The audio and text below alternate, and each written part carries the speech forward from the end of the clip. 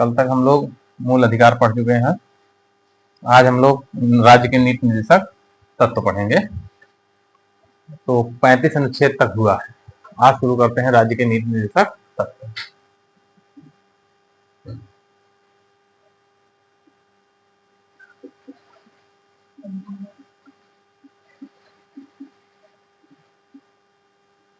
इसको शॉर्टकट में DPSP कहते हैं, directive principle of state policy. पूरा नाम होगा directive principle of state policy. ठीक, इसको पढ़ना है। राज्य की नीति है क्या? तो जो संविधान निर्माता थे वो जानते थे कि जो मूल अधिकार था वो सामाजिक और राजनीतिक अधिकार था, और संविधान निर्माता जानते थे कि बिना आर्थिक स्वतंत्रता के राजनीतिक स्वतंत्रता एक भ्रम है, जी कल कहे हैं। तो वो आर्थिक स्वतंत्रता लोगों को देना चाहते थे, लेकिन उस समय भारत के पास संसाधन कम थे। संसाधन मतलब वे चीजें जिससे हम उत्पादन करें, लोगों की आर्थिक स्थिति को ठीक करें, उनकी स्थिति भारत में कम थी। संसाधन बेहद कम थे। तो ये जो नीति निर्देशक तत्व है, इनको मूल अधिकार के रूप में दे पाना संभव नहीं था। और जब मूल अधिकार के रूप में नहीं दे पाए तो उन्होंने कहा कि ठीक है, हम इसको नीति निर्देशक तत्व के रूप में देते हैं। नीति निर्देशक तत्व के रूप में देंगे, लेकिन जब कभी भी न्यायालय किसी अनुच्छेद की व्याख्या करेगा, प्रस्तावना और नीति निर्देशक तत्व को ध्यान में रखकर करेगा, या अगर राज्य या केंद्र कोई पॉलिसी या नियम बना रहा है तो वो इस नीति निर्देशक तत्व को ध्यान में रखकर कानून बनाएगा।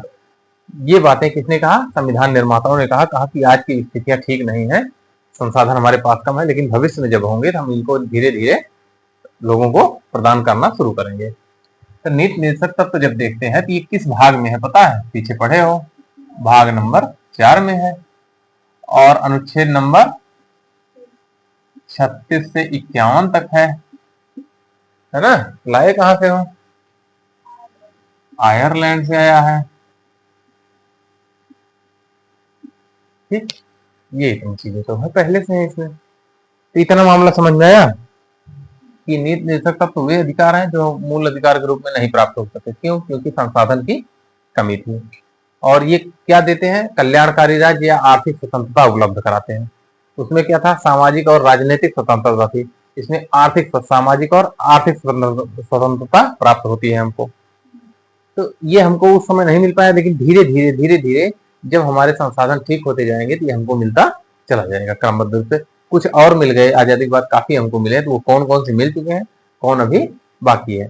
जैसे हम लोग देखें तो अनुच्छेद 40 के अंतर्गत ग्राम पंचायत थी। तो आपने पीछे पढ़ा 73वें संविधान संशोधन के तहत पंचायतें, और 74वें संविधान संशोधन तहत नगर पालिका हमको प्राप्त हो चुकी है। ठीक, इसी तरीके से देखिए तो अनुच्छेद 44 कहता है कि समान नागरिक संहिता होनी चाहिए। तो गोवा हो गया, गोवा में पहले से लागू था, उत्तराखंड हो गया। तो धीरे धीरे एक एक राज्य करके इसको लाने का प्रयास कर रहे हैं। तो नीति निर्देशक तत्व क्या है, समझ में आया? एक व्यक्ति थे KT शाह, उन्होंने कहा नीति निर्देशक तत्व एक ऐसा चेक है जो बैंक की सुविधा अनुसार, मतलब बैंक के अनुसार दिया गया है, ये एक अच्छी चीज है। किसने कहा? KT शाह ने। ठीक, तो समझ में आया कि नीति निर्देशक तत्व क्या है। अब इसमें कुछ अंतर है। जैसे प्रस्तावना को आप देखेंगे, प्रश्न यहां से पूछा जाता है। फिर मूल अधिकार को देख लीजिए, और फिर नीति निर्देशक तत्व को देख लीजिए। इसमें कितने प्रकार के न्याय हैं प्रस्तावना में? 3, सामाजिक, आर्थिक, राजनीतिक हो गया। ये 3 न्याय इसमें है। इसमें सामाजिक है और राजनीतिक है। ठीक, आर्थिक नहीं है। इसमें सामाजिक है और आर्थिक है, राजनीतिक नहीं है। ये सब प्रश्न पूछे गए हैं। तो प्रस्तावना में सामाजिक, आर्थिक, राजनीतिक न्याय है, और मूल अधिकार में सामाजिक और राजनीतिक न्याय है, और नीति निर्देशक तत्व में क्या है? सामाजिक और आर्थिक न्याय है। ठीक, ये तीनों में 3 अलग अलग न्याय प्राप्त है। अगला देखते हैं कि ये न्यायालय द्वारा लागू कराया जा सकता है। न्यायालय द्वारा अप्रवर्तनीय, न्यायालय इसे लागू नहीं कर सकता, इसका उल्लंघन हो रहा था, आप न्यायालय नहीं जा सकते। ये न्यायालय द्वारा प्रवर्तनीय, प्रवर्तनीय मतलब लागू कराना, ये न्यायालय द्वारा अप्रवर्तनीय। समझ में आ रहा मामला? नीति निर्देशक तत्व तो क्या है समझ पाए? ये एक प्रकार का मूल अधिकार है जो हमको पहले मिलना चाहिए था, लेकिन भारत के पास संसाधन कम थे तो संविधान निर्माताओं ने उसको मूल अधिकार के रूप में न देकर नीति निर्देशक तत्व के रूप में दे दिया और कहा कि जब जब केंद्र या राज्य पॉलिसी बनाएंगे तो इनको ध्यान में रख के बनाएंगे और धीरे धीरे इसको लोगों को उपलब्ध कराना शुरू करेंगे। तो ये नीति निर्देशक तत्व क्या है समझ में आया? अब इसमें कौन सा न्याय है? सामाजिक आर्थिक है। तो और कहाँ न्याय मिला है? प्रस्तावना मिला है 3 प्रकार का। उसके बाद कहाँ मिला है? मूल अधिकार मिला है 2 प्रकार का। प्रस्तावना और डीपीएसपी अप्रवर्तनीय है, मूल अधिकार प्रवर्तनीय है।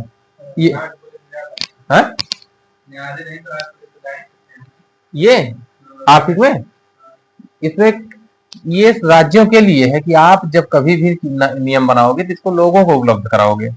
जब उपलब्ध हो जाएगा तब फिर आप चाहे जो करिए, जब तक नहीं उपलब्ध है इसके बारे में कुछ नहीं कर सकते।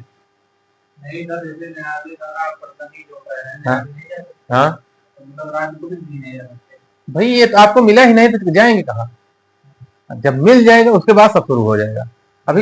अभी केवल रख उठा है कि जब राज्य में क्षमता हो जाएगी तो वो लोगों को धीरे धीरे, जैसे आप देखिए पंचायत चुनाव जब तक नहीं प्राप्त था, 74वें संविधान संशोधन के पहले हम क्या कर सकते थे? चुनाव नहीं हो रहा है, हम लोग अपना आराम से रह रहे हैं।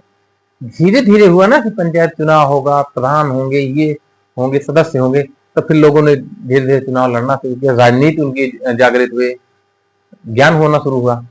अब वो अपने हक के लिए लड़ना शुरू कर दिए। उसके पहले पता ही नहीं था और मिला भी नहीं था, तो करते क्या? तो चुपचाप जो हो रहा है उसको देखते रहते हैं।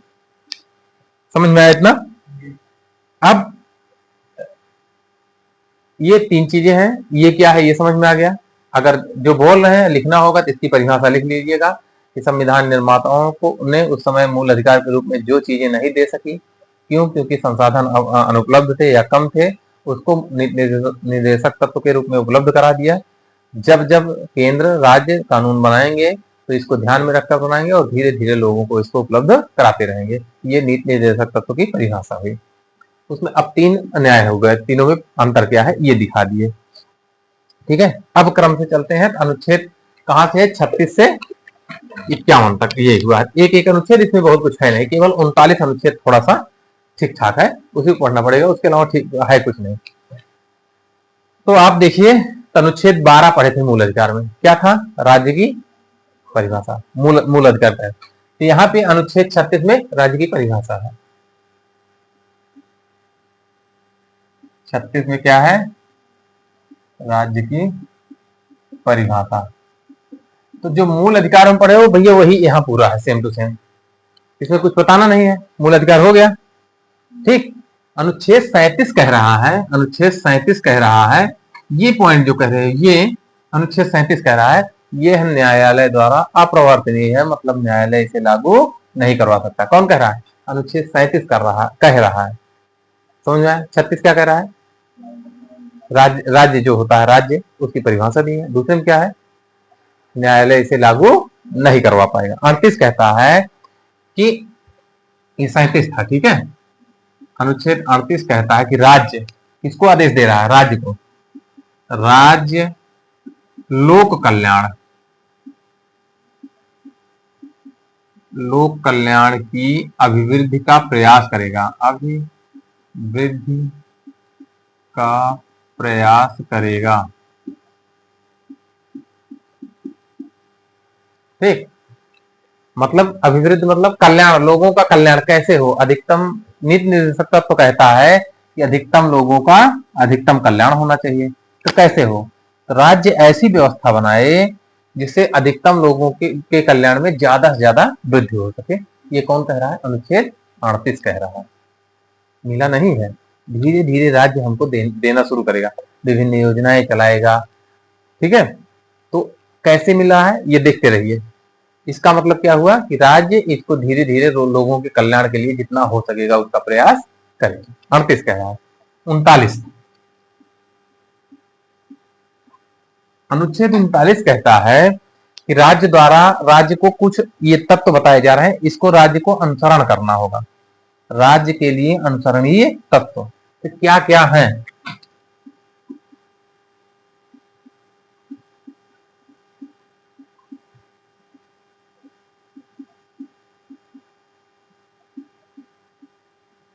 ठीक, इसमें बताया है। तो अगर आप परीक्षाओं में देखेंगे तो केवल 39 घा खूब पूछता है। समान कार्य के लिए समान वेतन, ये खूब पूछता है। लेकिन 39 खा डायरेक्ट आ गया, घा क ख ग घा होगा ना, तो हम सब बता दे रहे हैं। लेकिन 39 घा खूब पूछता है। तो का पे आते हैं 39 का। 39 का कहता है कि चाहे पुरुष हो और चाहे स्त्री, सभी को अपनी आजीविका का समान अधिकार होगा। चाहे पुरुष हो चाहे स्त्री, सभी को अपने जीवन जीने के लिए पर्याप्त साधन प्राप्त करने का अधिकार होगा। ये कौन सा है? 39 का है।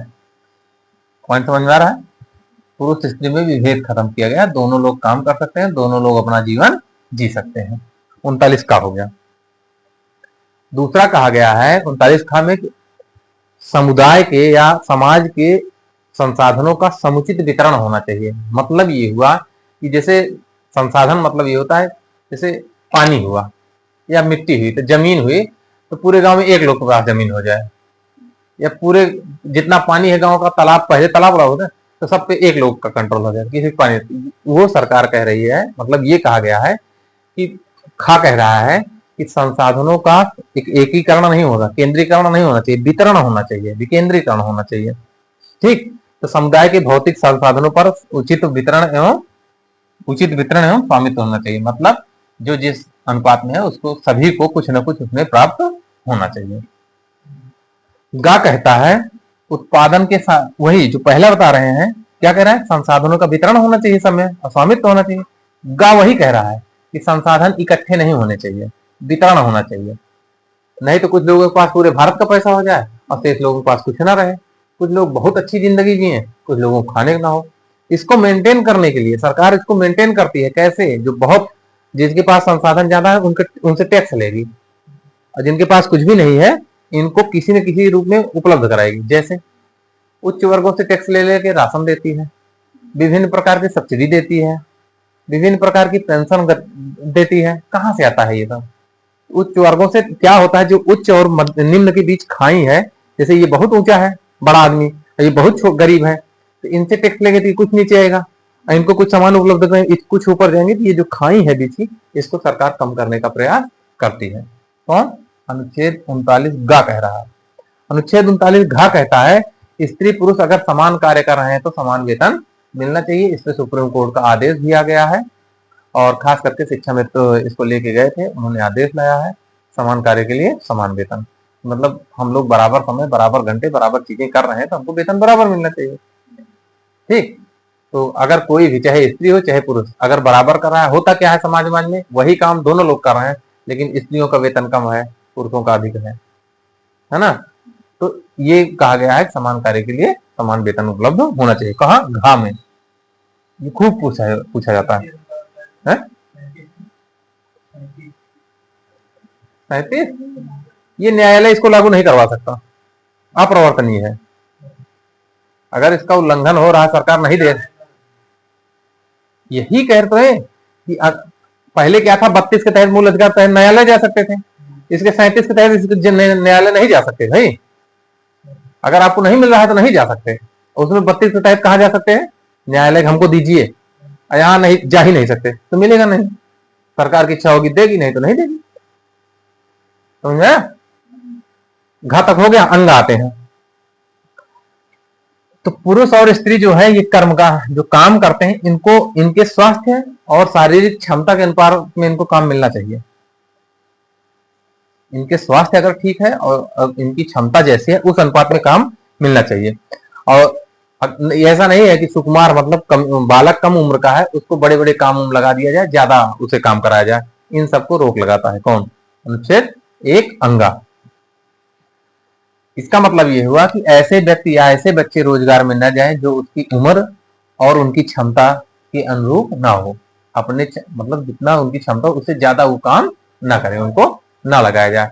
तो सरकार ने स्पष्ट रोक दिया, 14 से पहले तो लगा ही नहीं सकते हो, और 14 के बाद भी लगा रहे हो तो उनको उसी अनुपात में काम लगाया जाए। बहुत खतरनाक स्थानों पे उनको और महिलाओं को न लगाया जाए। अंगा हो गया। चा, बच्चों को स्वतंत्र और गरिमामय वातावरण में जीवन जीने का अधिकार है।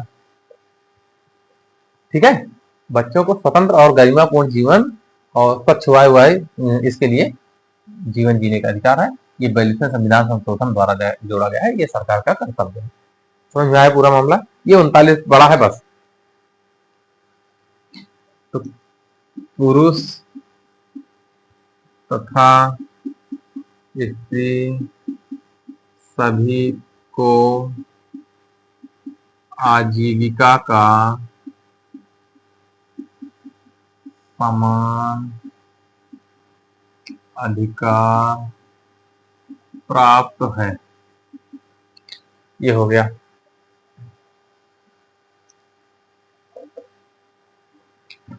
क्या कहता है? समुदाय के संसाधनों का समुचित वितरण व स्वामित्व। ठीक।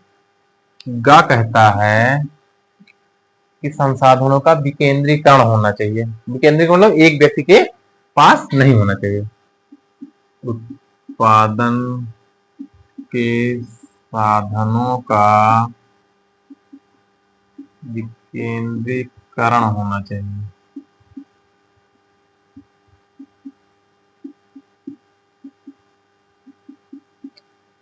गदबद्ध, हाँ। समान कार्य के लिए समान कार्य के लिए समान वेतन। अंगा, समान कार्य के लिए समान वेतन, अंगा पे आते हैं। तो क्या है? पुरुष तथा स्त्री को उनकी आयु तथा शक्ति के अनुसार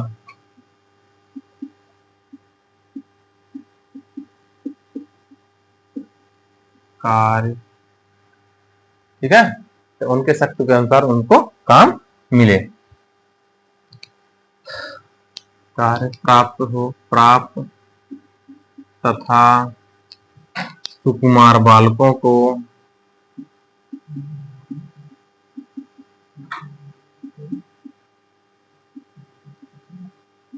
आयु एवं शक्ति के अनुरूप कार्य प्राप्त हो।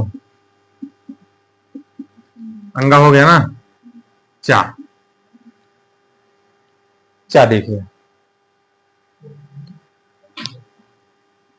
बच्चों को स्वतंत्र एवं गरिमामय वातावरण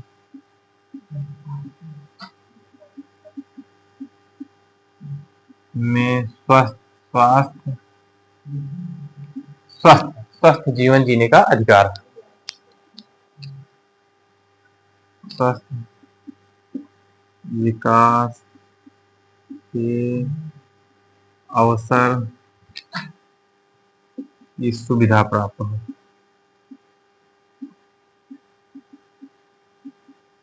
ठीक, ये तो मुख्य अनुच्छेद था। इसमें सबसे महत्वपूर्ण ये है, खूब पूछा जाता है और जब कठिन में हाथ कभी कभी भूले। 37 नंबर। ठीक है, अब आते हैं अनुच्छेद 40। अनुच्छेद 40 में है भैया ग्राम पंचायतों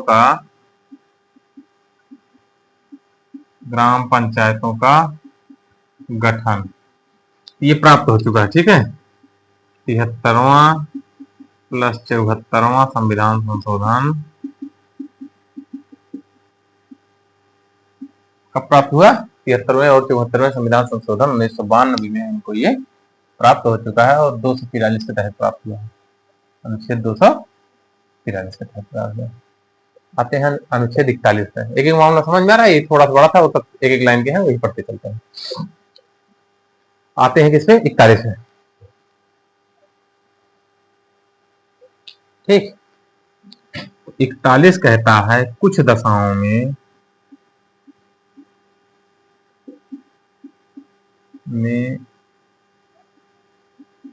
शिक्षा व लोक सहायता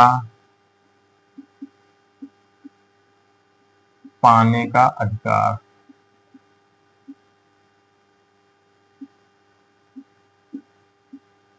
समझे? इसका मतलब क्या हुआ? कुछ दशाओं में लोक सहायता, इसका मतलब जैसे जानते हैं वृद्धावस्था पेंशन, जानते हो? तो अनुच्छेद 21 के तहत ही है कि राज्य का कर्तव्य क्या है? लोगों का कल्याण करिए। अब वृद्धों को कुछ न कुछ सुविधाएं दी जाए ताकि लोग उनको देख रेख करें, नहीं तो उनकी दवाएं, उनको विभिन्न जरूरतें रहती हैं तो वो बोझ टाइप में हो जाएंगे। उसी से बचाने के लिए ये लाया गया है। तो बुढ़ापा से बचने के लिए उनको पेंशन, बेरोजगार है उनको बेरोजगारी भत्ता या रोजगार उपलब्ध कराया जाए, और बीमारी या अशक्तता में कुछ मुफ्त की व्यवस्था करें। जैसे टीबी हो जाती है, देखिए फ्री में दवा होती है और सरकार कुछ खाने पीने के लिए पैसा देती है, 5 रुपया शायद महीना देती है। तो ये सारी चीजें जो मिल रहा है ये अनुच्छेद 41 के तहत है। तो कब मिलेगा? बुढ़ापा, बेरोजगारी, बीमारी, ऐसी विभिन्न परिस्थितियां आ रही हैं, इसमें आपको लोक सहायता, सरकारी सहायता प्राप्त करने का अधिकार है। ठीक, जैसे देखिए तो लोग बीमार होते हैं तो सरकार की तरफ जाए तो वहां स्वास्थ्य सस्ते में, फ्री में है। उसी तरीके से 42 पे आते हैं।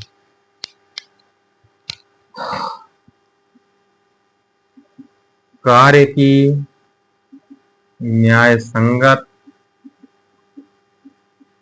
व मानवीय दशाएं तथा प्रसूति सहायता प्राप्त करने का अधिकार। इसका मतलब समझ रहे हो? कार्य की न्याय संगत मतलब कोई कहीं काम कर रहा है तो उसको एक माहौल होना चाहिए। ये नहीं कि विषम परिस्थितियों में उससे काम कराइए, उसको सुविधाएं दीजिए तब काम करवाइए। ठीक, तो कार्य की न्याय संगत और मानवीय दशाएं हो, ये नहीं जानवरों वाली दशाएं उपलब्ध करा दीजिए काम के, तो मानवीय दशाएं और ठीक ठाक दशाओं में उससे काम करवाइए। ये प्रसूति सहायता का मतलब होता है जो इन महिलाओं को बच्चा होने वाला होता है उनको सुविधाएं दी जाए। तो देखिए बच्चा होने से पहले ही उनको दवाइयाँ फ्री में मिलना शुरू होती हैं, उनको भोजन आता है सरकार का, पौष्टिक भोजन मिलता है बच्चे के जन्म के पहले और बच्चे के जन्म के 6 महीने बाद तक माँ बाप और बच्चे दोनों को फ्री में भोजन मिलता है सरकार की तरफ से। और एक खासियत है, प्रति बच्चा, केवल 2 बच्चों पे लागू है, पहले 2 बच्चों पे 6,000 रुपए एक बच्चे पे प्रति माह प्राप्त होता है, ये भी मिलता है। समझे? तो यहाँ एक कंट्राडिक्शन है। एक तरफ सरकार कहती है जनसंख्या नियंत्रण कम करो, और एक तरफ कह रही है कि बच्चे एक पैदा होगा 6,000 रुपया भी देंगे। एक बच्चे पे 6,000 है, एक बच्चे पे, साल भर का मतलब है, एक बच्चे पे 6,000, तो 2 बच्चे हुए 6,000 2 बार मिलेगा, लेकिन तीसरे में नहीं मिलेगा। ठीक, तो ये व्यवस्थाएं हो गई, किसके तहत हो गई? हाँ, अब ऊपर मिटा दें। हाँ, 43 में है भैया, कर्मकारों के लिए निर्वाह मजदूरी। अगर कोई काम कर रहा है तो उसकी निर्वाह और उसको मजदूरी देने का कर्तव्य राज्य का है, या कोई काम करवा लिया है किसी का पैसा नहीं देना तो राज्य सरकार उसको उसका निर्णय करे, उसको उपलब्ध कराए सारी सुविधाएं। हाँ, इसके तहत देखिए किसी से काम करवा लीजिए, उसका पैसा नहीं दे, लेबर ला चला जाएगा, तो उसे पैसा देना पड़ेगा। तो क्या है? कर्मकारों के लिए निर्वाह मजदूरी। और कैसे 43 कहता है कर्मकारों के लिए निर्वाह मजदूरी। ठीक, जीवन निर्वाह के लिए उनको काम दीजिए, बेरोजगारी जो है, और नहीं तो उनको मजदूरी दीजिए। तो इसका उदाहरण क्या है, मनरेगा जानते हो, वो इसीलिए है कि आपको 100 दिन साल भर में काम मिलेगा, अब एक परिवार से एक व्यक्ति को, और नहीं मिलता है तो सरकार आपको भत्ता देगी। ये कहता है अनुच्छेद कौन, 42 कहता है। हाँ 43 कह रहा है मनरेगा प्लस कुटीर उद्योग, छोटे छोटे कुटीर मतलब होता है छोटे छोटे उद्योग। तो गांव गांव घर घर में अगर छोटे छोटे उद्योग लगे रहेंगे तो एक एक उद्योग में दो दो लोग काम मिल रहा है, तो धीरे धीरे लोगों को बेरोजगारी से मुक्ति मिलेगी। 43 समझ में आया कि सबको काम पाने का अधिकार है और उसके अनुपात में उचित मजदूरी चाहिए और रोजगार उपलब्ध कराना सरकार का काम है। 43 हो गया। 43 का पे आते हैं,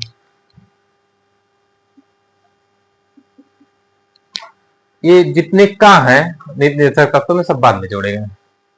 39 का, 43 का, 48 का, 3 का मिलेंगे, ये सब बाद में जोड़ेंगे।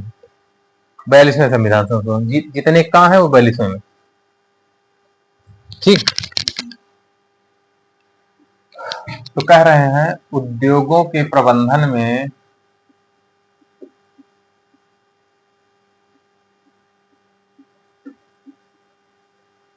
कर्मचारियों की भागीदारी।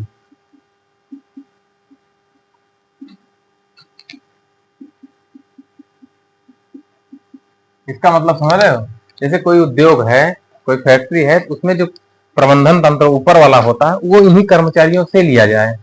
ये नहीं कि प्रबंधन कोई दूसरा करे, काम कोई दूसरा करे। जो काम कर रहे हैं इन्हीं में से प्रमोट करके कुछ लोगों को प्रबंधन में शामिल कीजिए। समस्याएं क्या है, कैसे इसको बढ़ाया जाए, ये सारी चीजें जानने के लिए कहाँ जोड़ा गया है अनुच्छेद 43 का।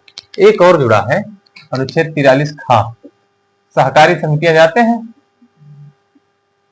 सहकारी समितियां, ये जुड़ा जल्दी में भी 97वां संविधान संशोधन 2011 में। ठीक, सहकारी समितियों का मतलब कुछ लोग मिलकर एक संगठन बना लें, उसी को सहकारी समिति कहते हैं। और इसमें एक बार प्रश्न पूछा गया, सहकारी समितियों में अधिकतम कितने सदस्य हो सकते हैं, 21 सदस्य हो सकते हैं।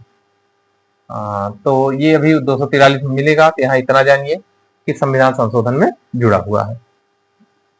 ये कौन सा था 43 का ना, अनुच्छेद 44 कहता है भैया समान नागरिक संहिता, सुने हो, समान नागरिक संहिता।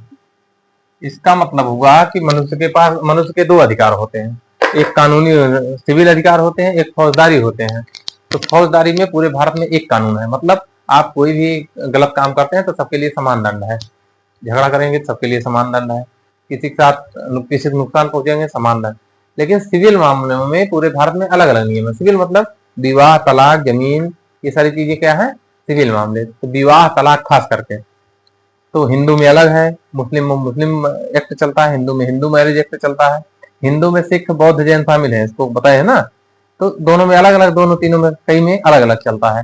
तो सरकार अनुच्छेद ये नीति निर्देशक तत्व में है, तो सरकार जब चाहे तो इसको दे सकती है ना। तो सरकार इसको लाना चाह रही है कि भाई विवाह तलाक इत्यादि मुद्दों में सबके लिए समान कानून होगा। तो सबसे पहले कहाँ लगा था ये, गोवा में, वो पहले चल रहा था, अब उत्तराखंड लग गया, शायद महाराष्ट्र में भी लगने वाला है। इसमें क्या होगा कि पूरे भारत के लिए एक कानून हो जाएगा। अगर तलाक हो रहा है तो जैसे हर मतलब हर धर्मों में एक होगा, विवाह हो रहा है तो हर धर्मों का एक होगा। ठीक, ये सारी चीजें, और उसमें बहुत सारी परिभाषाएं हैं, लिव इन रिलेशनशिप, पता नहीं कौन कौन से शब्द आए हैं, ये सब दिखाया गया है। तो ये किसके तहत है, समान नागरिक संहिता के तहत। समान मतलब बराबर, नागरिक सभी नागरिक, संहिता ऐसी संहिता बनाई जो सभी नागरिकों के लिए समान हो। और कौन से, सिविल मामलों के लिए, फौजदारी की बात हो नहीं रही, सिविल मामले की बात हो रही है। ये हुआ 44 ना। अनुच्छेद 45 कहता है बालकों के लिए निःशुल्क एवं अनिवार्य शिक्षा, इसका मतलब समझ रहे हैं? ये और कहाँ है? अनुच्छेद 21 का में है, निःशुल्क और अनिवार्य शिक्षा ना। लेकिन वहां ध्यान दीजिएगा, यहाँ 0 से 6 वर्ष है और वहां पे क्या था? 6 से 14 वर्ष था। तो यहाँ वहां में अंतर है, यहाँ वहां में अंतर है। वो 6 से 14 बालकों के लिए है, ये 0 से 6 बच्चों के लिए है। ठीक, इसका ये किसका काम है? राज्य का काम है। वहां वो बच्चों का मूल अधिकार है, यहाँ ये राज्य का कर्तव्य है। दोनों में अंतर है। 45 समझ में आया? 46, अनुच्छेद 46 कहता है एससी मतलब अनुसूचित जात, एसटी मतलब अनुसूचित जनजात तथा अन्य जो दुर्बल बच्चे हैं, दुर्बल मतलब कमजोर लोग हैं। कमजोर मतलब कौन से कमजोर? इसमें आर्थिक रूप दिया गया है ना। नीति तत्व में किसकी बात हो रही है? आर्थिक की। तो वे दुर्बल व्यक्ति जो कमजोर हैं उनके लिए विशेष व्यवस्था की गई है। तो अन्य दुर्बल वर्गों के लिए शिक्षा तथा अर्थ, अर्थ मतलब पैसा, आर्थिक स्थिति, शिक्षा तथा अर्थ की व्यवस्था या अर्थ के हितों की वृद्धि अभिवृद्धि करेगा। कौन करेगा? राज्य करेगा। अर्थ की अभिवृद्धि का प्रयास करेगा। समझ में आया? ये जो कमजोर वर्ग है, एससी एसटी और कमजोर वर्ग है, इनको क्या सरकार का परम कर्तव्य है कि वो इनको पहले शिक्षा उपलब्ध है और इनकी आर्थिक स्थिति मजबूत है। देखिए, इनको विभिन्न सारी योजनाओं के तहत इनको लाभ दिया जा रहा है। गरीबों के लिए आवास योजना, बिजली योजना, उज्ज्वला योजना, विभिन्न योजनाओं के द्वारा इनको लाभ पहुंचाने का प्रयास किया जा रहा है, ये हम थोड़ा सा ऊपर आ सके।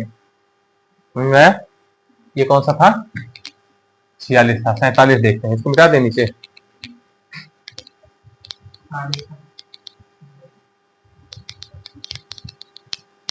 ये अनुच्छेद बेहद आसान है, एक एक लाइन के हैं, कुछ है नहीं, ये भी प्राप्त है, ये नहीं केवल जानना है कि हमको भविष्य में प्राप्त हो सकते हैं। अनुच्छेद 47 पे आते हैं। इसमें कहा गया है पोषाहार और लोक स्वास्थ्य की व्यवस्था कौन करेगा? राज्य करेगा। तो स्वास्थ्य में कौन आ जाएगा? अस्पताल आ जाएगा। अस्पताल,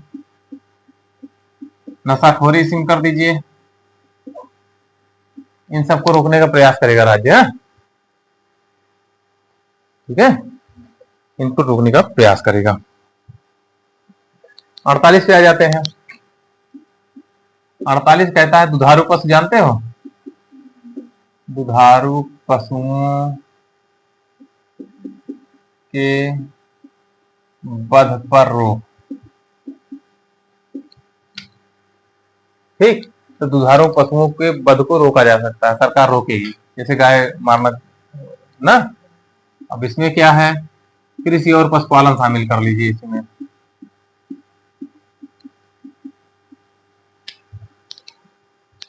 हाँ, अब आते हैं 48 का पर्यावरण संरक्षण। पर्यावरण संरक्षण, इसके लिए प्रयास कौन करेगा? राज्य करेगा। देखिए, तो सरकार खूब पेड़ लगवा रही है, पेड़ काटने पर रोक लगा हुआ है। हाँ, ये सारी व्यवस्थाएं कर रही ना। ये किसके तहत है? अनुच्छेद 48 का के तहत। तो का लगा है तो कब जोड़ा गया? 42वां संविधान संशोधन 1978 द्वारा। 49, राष्ट्रीय महत्व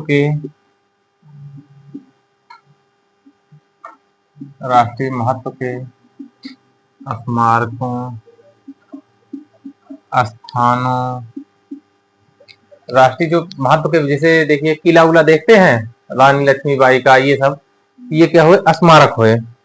राष्ट्रीय स्मारकों, स्थानों और वस्तुओं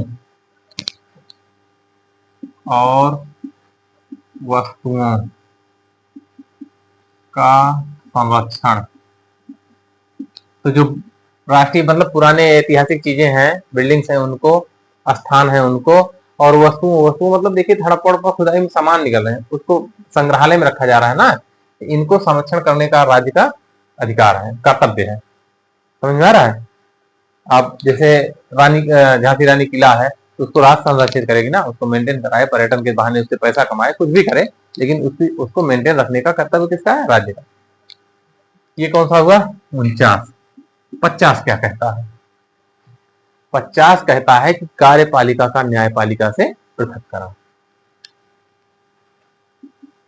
कार्यपालिका का न्यायपालिका से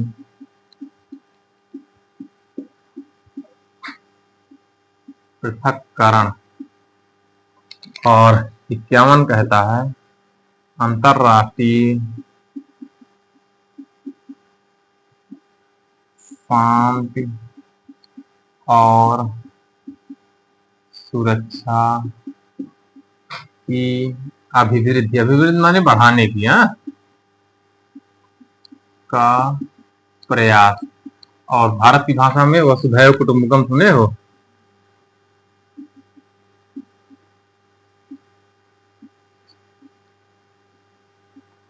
ये व्यवस्था करेगा। इस तरीके से आपके निर्देशक तत्व ये हो जाते हैं 35 से 36 से 51 तक के क्रम से। अब यहां तक तो ठीक है, लेकिन कुछ और टेक्निकल चीजें पूछी जाती हैं, हम उसको अब आपको बताते हैं। अनुच्छेद सब मालूम हो गए, अब मैं अनुच्छेद नहीं लिखूंगा। अब ये पूछा जाता है कभी कभी कि इसमें गांधीवादी तत्व को इसके अनुच्छेद में है। इसमें पूछा जाता है नीति निर्देशक तत्व में किन अनुच्छेदों में गांधीवादी तत्व है, किन अनुच्छेदों में समाजवादी तत्व है, किन अनुच्छेदों में उदारवादी तत्व है। तो 3 प्रकार के तत्व होते हैं, गांधीवादी, समाजवादी और उदारवादी। ठीक, तो 40, 43, 43 खा और 46, 47, 48 इसमें गांधीवादी तत्व है। ये प्रश्न पूछा जाता है, इसमें 3 रखेगा, एक नहीं है, किसमें नहीं है गांधीवादी तत्व, और गांधीवादी तत्व ही पूछा है, वो दोनों नहीं पूछे जाते। फिर भी हम उसको अलग करके दिखा दे रहे हैं। 38, 39, 39 का 40 यहाँ हो गया ना, 41, 42, 43, 43 का और 47 इसमें समाजवादी तत्व है। इसमें है 44, 45, 48, 48 का और 49, 50, 51 ये। तो 40 में क्या है? ग्राम पंचायत। 43 में क्या है?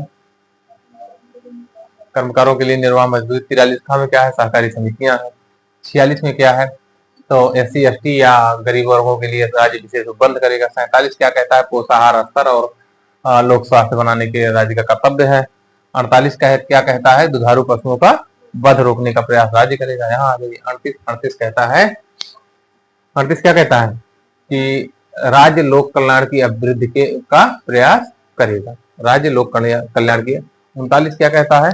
ये ज्यादा विख्यात इसी से है, समान कार्य के लिए समान वेतन, लेकिन वो 39 घा है, 39 घा है, लेकिन 39 के नाम से विख्यात है।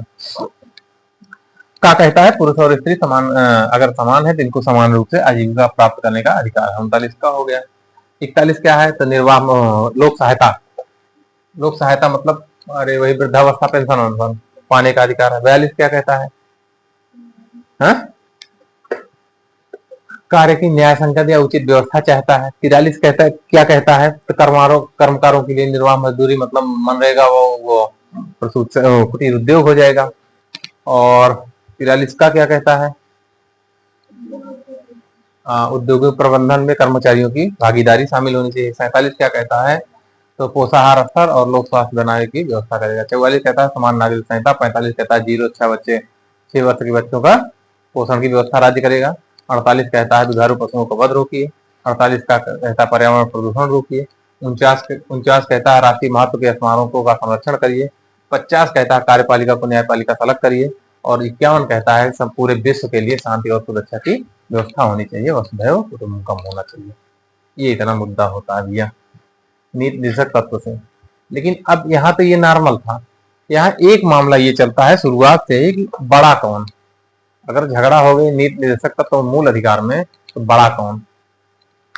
तो एक केस हुआ, अब केस आ जाती है, शुरुआत होती है कि बड़ा कौन है भाई। तो हम अपनी भाषा में शॉर्टकट में बताते हैं। पहले संविधान संशोधन द्वारा अनुच्छेद 15(4) जोड़ा जाता है और कहा जाता है सामाजिक और शैक्षणिक रूप से पिछड़े हुए लोगों को आरक्षण की व्यवस्था की जाएगी।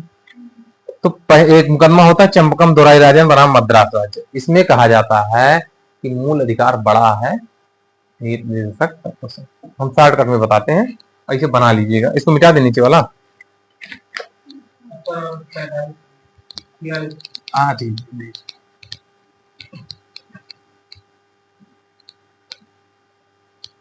एक हम शार्ट में चार्ट बनाते हैं, हाँ आप उसे समझिए। तो पहला कौन सा है, चंपकम दोराई राजन केस 1951। ठीक, अब कर्नाटक राज्य नहीं लिख रहे हैं। इसमें कहा गया फंडामेंटल राइट जो है बड़ा है डीपीएसपी से। समझ पा रहे हो? इस मुकदमे में क्या कहा गया, मूल अधिकार बड़ा है राज्य के नीति निर्देशक तत्व से। समझ में आया? अब जब उन्होंने कह दिया तो सरकार संशोधन करेगी। 25वां संविधान संशोधन जोड़ा गया। 25वां संविधान संशोधन 1971 में अनुच्छेद 39 था और गा जोड़ा गया। ठीक, 39 में जोड़ा गया और कहा गया कि अगर अनुच्छेद 39 खा और गा को प्रभावी बनाने के लिए कार्य किया जा रहा है तो वहां मूल अधिकार नीति तत्व से कमजोर है। ठीक,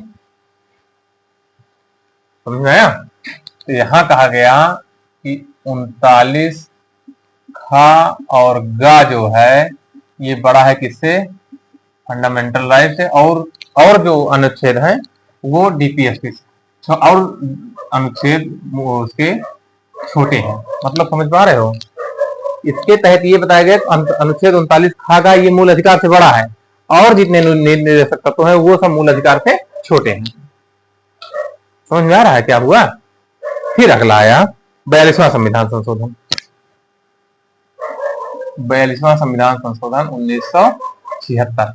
इसमें कहा गया समाजवादी ढांचा विकसित किया गया। कैसा समाजवादी ढांचा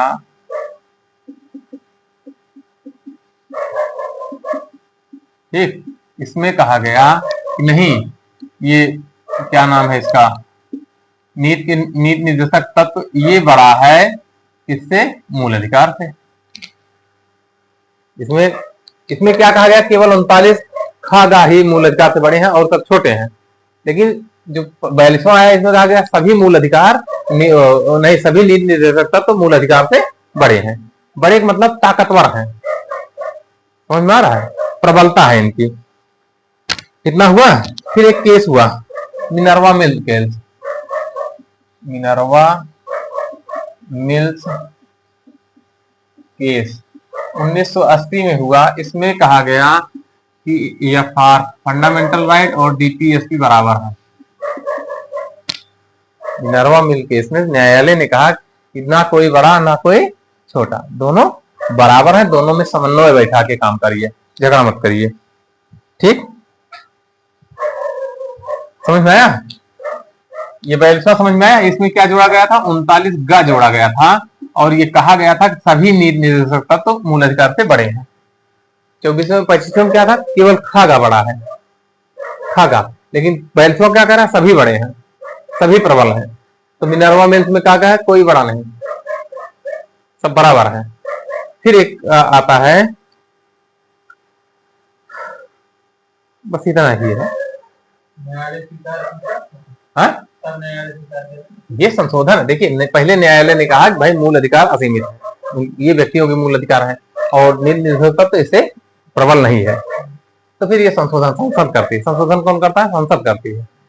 इसको खत्म करने के लिए, इसको जो न्यायालय निर्णय देता है उसको कमजोर करने के लिए संसद संशोधन करती है। तो जब देखे कि मूल अधिकार इनको इसको लागू करना था, काम नहीं हो पा रहा था, ये अनुच्छेद 13, 14 और 19 काम कर जाता है ना इसका।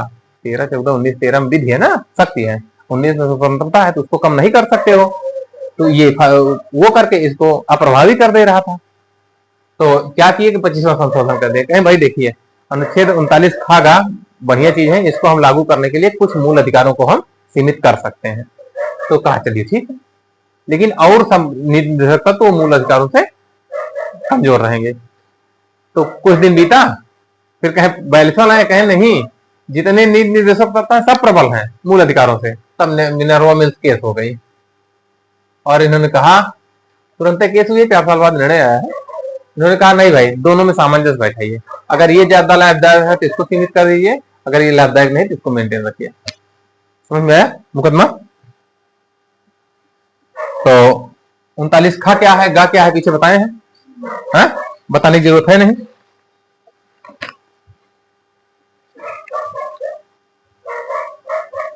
अब एक दो चीज बता चुके आपको, जैसे जितने संशोधन है का जितने में लिखा, 39 का, 43 का और 38 का, ये सब कब जुड़े हैं?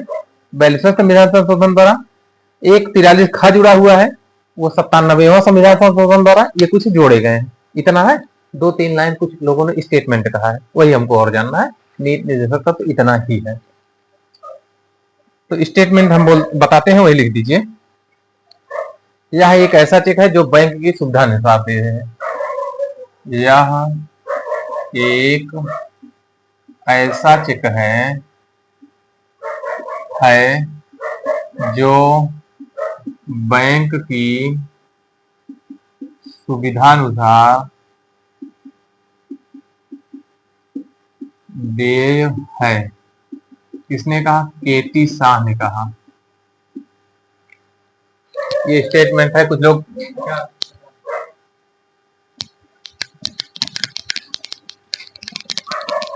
यहां तक बात समझ में आ रही है? अब यहां से शुरू होता है, कुछ और लोगों ने कहा है, स्टेटमेंट वही नोट कर दीजिए।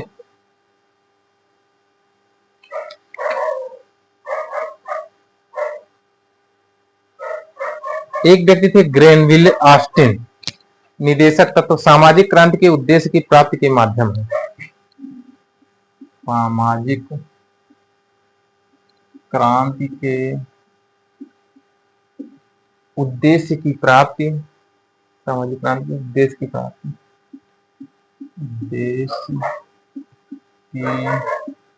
प्राप्ति के माध्यम है। किसने कहा? जी ऑस्टिन ने कहा, ग्रेनविले ऑस्टिन ने कहा है। फिर कहा गया है नीति निदेशक तत्व प्रशासनिक अधिकारियों के लिए, प्रशासनिक अधिकारी या राज्य प्राधिकारियों के लिए, राज्य प्राधिकारियों के लिए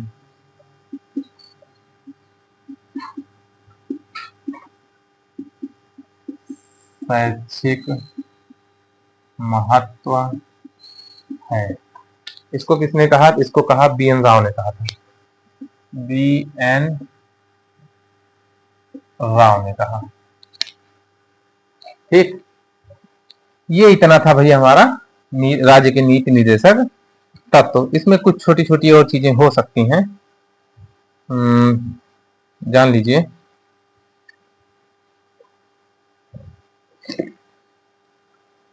सामाजिक और आर्थिक जो पढ़ रहे हैं, नियोजन शब्द लगेगा तो वो समवर्ती सूची का मुद्दा होगा।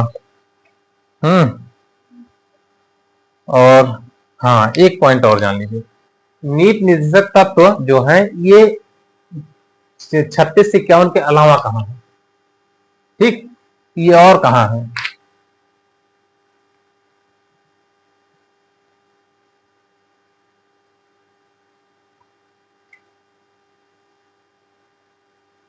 ठीक, तो संविधान